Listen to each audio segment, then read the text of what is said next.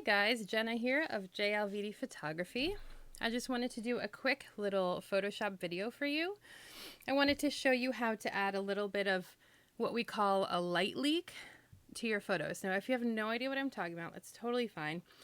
It's kind of when you're shooting a subject in backlight and you catch the sun kind of leaking into your lens and it looks really sunny and bright and pretty. So that's what we're going to do today because it's so easy. So I wanted to share with you.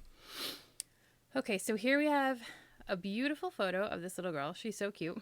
And we're just going to make it a little cooler. So what we're going to do first is click on this guy here. It makes a new blank layer in Photoshop. Then we're going to come up here to this tool. Sometimes it's set on a paint bucket. You just have to right click your mouse and go to gradient tool right here. Now we're going to go up here. These are the options up here for the gradient tool. Normally this black and white one is selected, but we are going to select this second one, which goes black to clear. Okay. And then we're going to click on that again because we don't want black. We're going to double click this little color selector here. We don't want our gradient to be black. We want a nice glowy orange. So go to orange here, pick like a nice kind of peachy orange like that. And so here's going to go orange to clear. That's exactly what we want. So hit OK. Then here you have like a linear gradient, a circular gradient, all different options. So we want the circular gradient right here, kind of like a sunburst. We want it at normal, opacity 100%. We don't want it on reverse. We want it regular. And these two are checked. Okay, so now we're on this. Make sure you're clicked on this new layer you've created. And we're going to click somewhere on the photo, hold down the mouse button, and pull it out. You see this line? That's going to be where the gradient kind of extends to. So I like to make mine pretty big.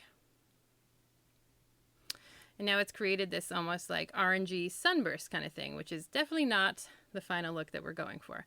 However, come over here to your layers, and you're going to click this drop-down menu, which says normal. These are all the different blending modes of how you want this layer to blend into your photograph. And we're going to click on screen and watch what happens. It just becomes a nice bright spot. So now, so you can see what I'm talking about, I'm going to click on the move arrows here.